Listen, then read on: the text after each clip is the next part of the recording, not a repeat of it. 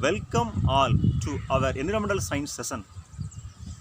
In today's session, we are going to study about the hydrological cycle. Water is the most important thing for the purpose of plant growth as well as day-to-day human life. Not only human beings, all living organisms are utilizing water in their life. The requirement of water is being increased in our day-to-day life. So, the water should be recycled. Water is being evaporated from the sea and it will be collected in the form of rain. Before that, it comes from rivers, lakes, streams, estuaries and many forms. Finally, it reaches the sea. In plants, with the help of the transpiration mechanism, the water is being evaporated. Naturally, the hydrological cycle is the continuous process.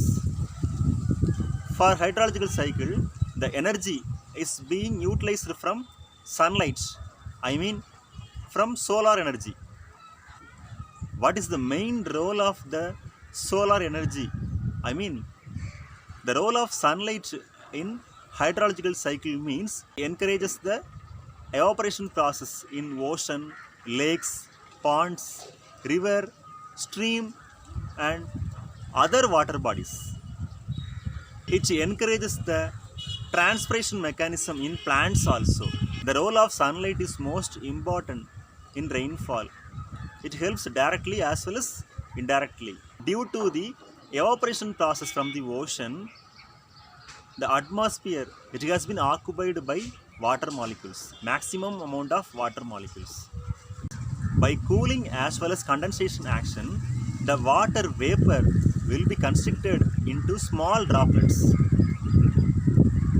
Water molecules will be combined with each and every water molecules and it leads to the formation of biggest molecules.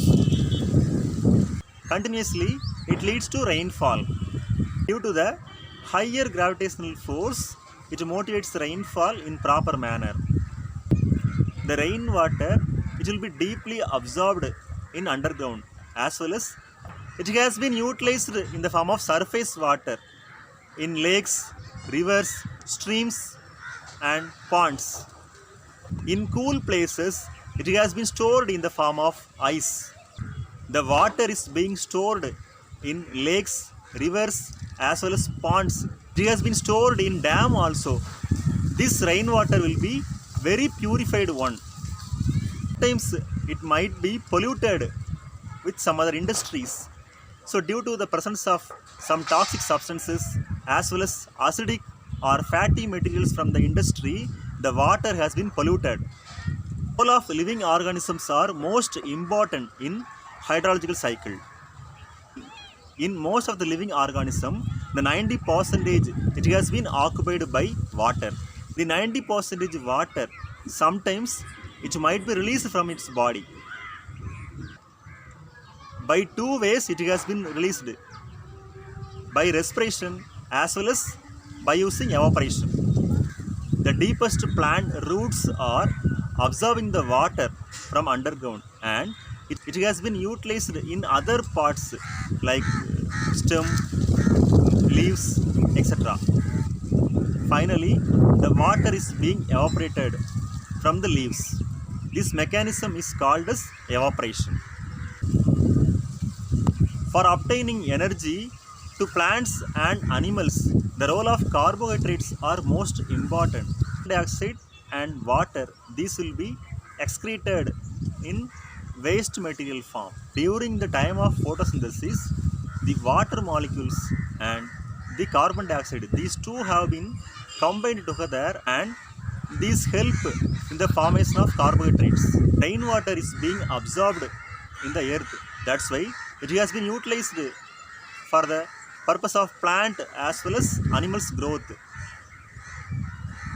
During the time of photosynthesis as well as the evaporation process in the water bodies, this will be the continuous process.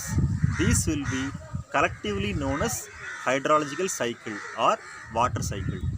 Thank you.